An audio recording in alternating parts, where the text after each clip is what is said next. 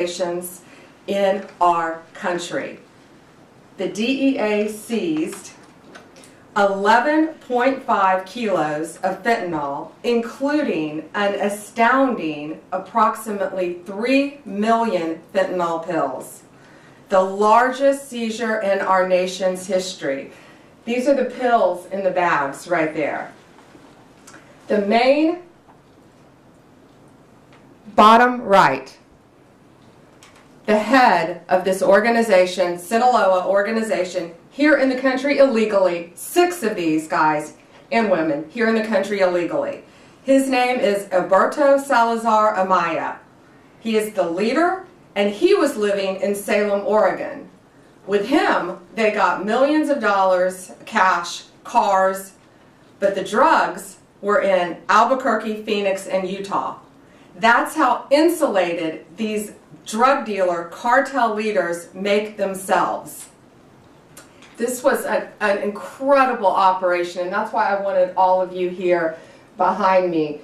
It took months and months of work, investigation, leading up to smaller buys, smaller cases, to get this massive amount of drugs and guns off our streets.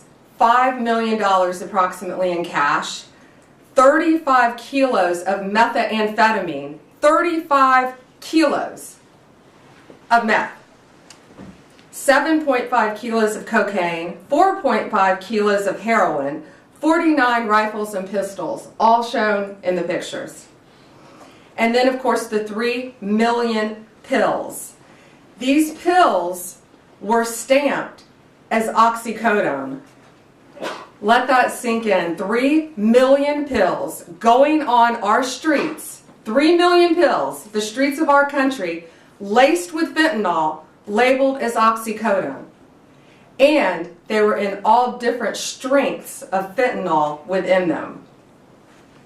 This operation was made possible by over 55,000 hours of law enforcement investigation. And this is a really dangerous job that these DEA agents face every day, but they are getting very dangerous drugs off of our streets each day. They are flooding our cities with a weapon of mass destruction, fentanyl. And when we catch you, like all of these individuals, if convicted, we will put you behind bars, there will be no negotiating, and we will lock you up for as long as humanly possible. We will not negotiate with those who are killing our family members, including brothers, sisters, daughters, sons, parents, friends. Everyone in this room, I guarantee you, knows someone who has been afflicted with drug addiction, and many who have known someone who has lost a loved one because of this trash on our streets. The precursors are made in China. It was sent to Mexico and came right in our country. And again, 6 of these individuals were here illegally. That won't shock you. And we're running a massive, massive drug operation. This kind of success doesn't happen without extraordinary leadership.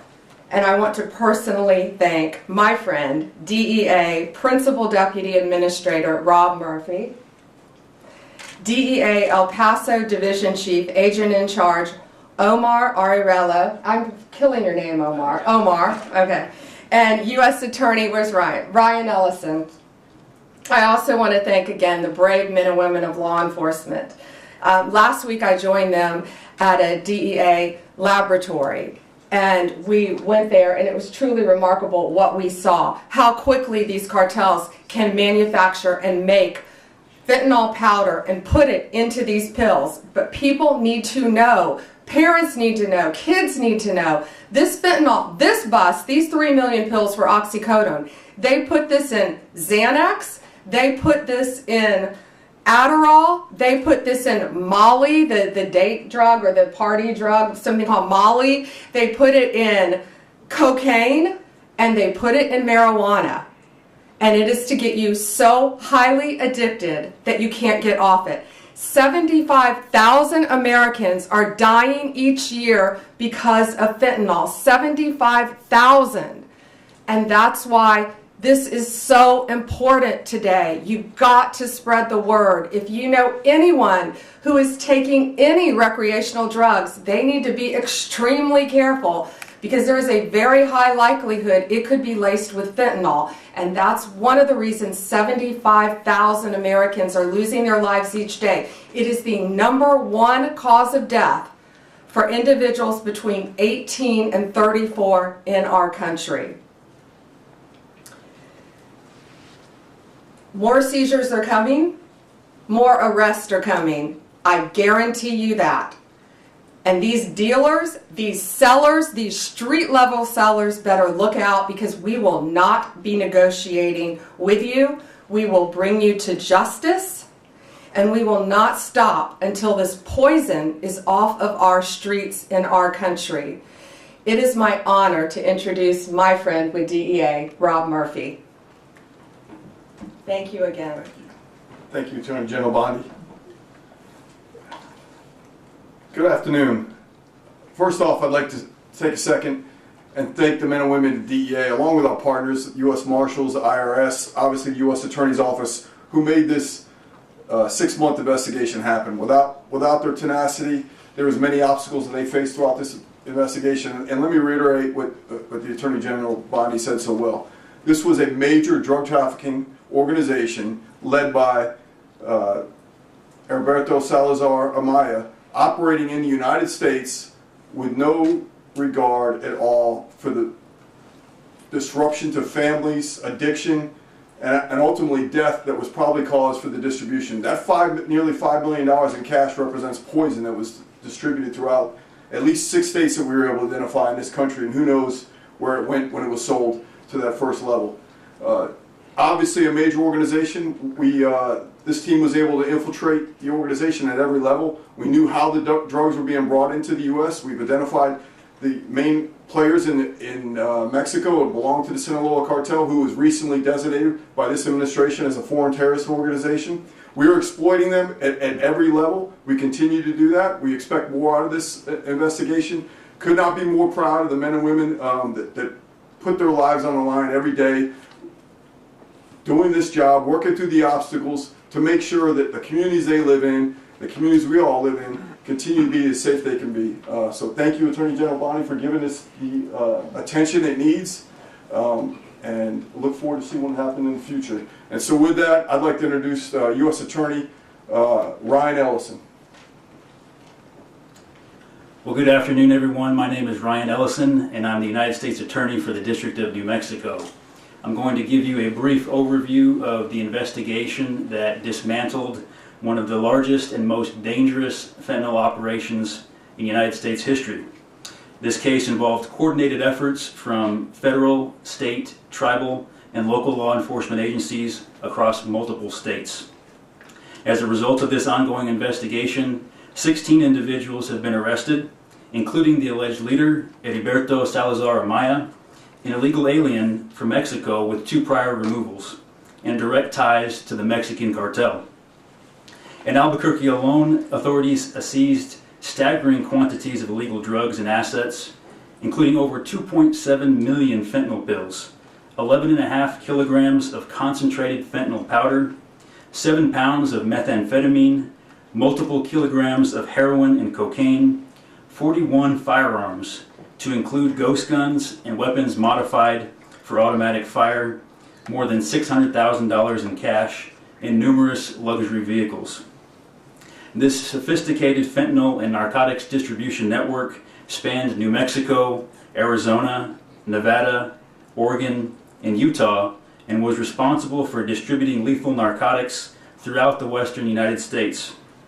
The sheer scale and potency of this fentanyl is sobering, with enough lethal doses to kill countless Americans. All defendants faced serious federal charges related to conspiracy and distribution of fentanyl, along with additional charges for firearms offenses and immigration violations in certain cases. I would like to thank the DEA's El Paso Division, primarily the Albuquerque Field Office, as well as many other DEA field offices across the western United States, our local and federal partners, and the assistant U.S. attorneys that are prosecuting this case. Together, we have sent a clear message. We will not tolerate those who profit from poisoning American citizens. The fight continues, but today, our communities are safer with these drugs and criminals off the streets. Thank you.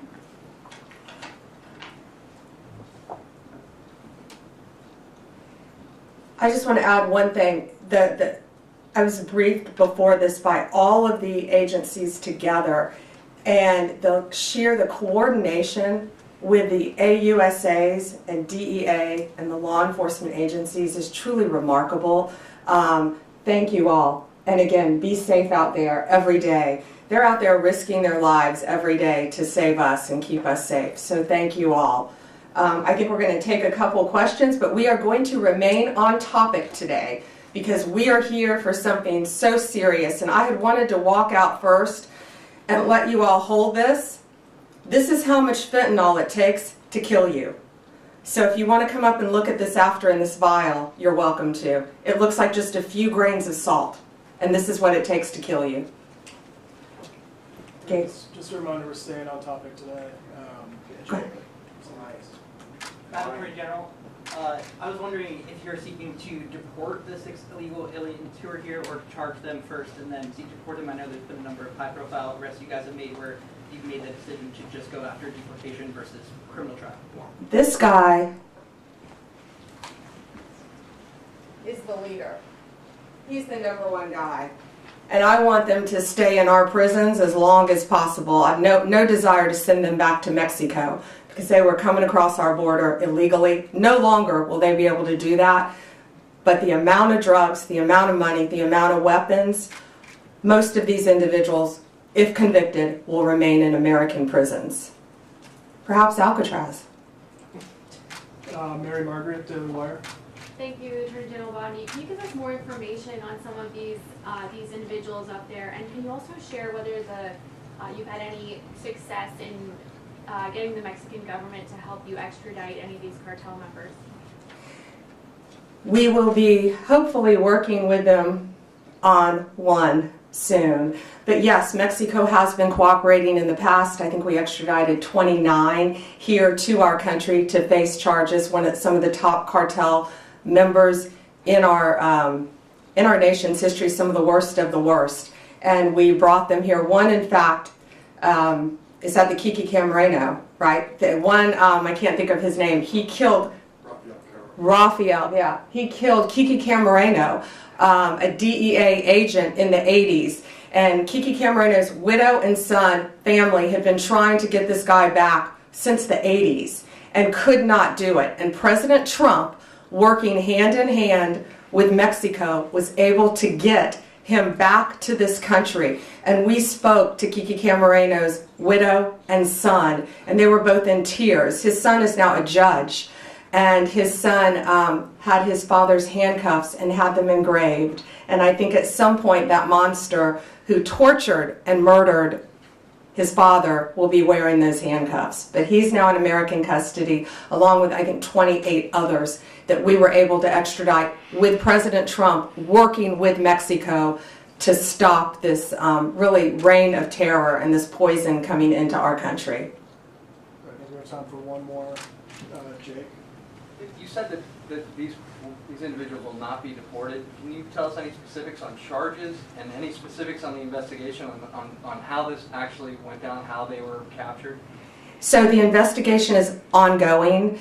I can tell you it was a lot of work, a lot of great police work is all I'll say now. But I don't want to really reveal their sources and methods of how they captured and caught these guys. But what I will tell you, the top guy who I keep pointing to, he insulated himself. He was in Oregon. He had no drugs on him, but he was the leader. He had millions of dollars. He had a Mercedes. He had a truck. He had other things, but he did not have any drugs on him because he was the leader. And that's what these cartels do, whether it's Sinaloa, whether it's MS-13, whether it's TDA.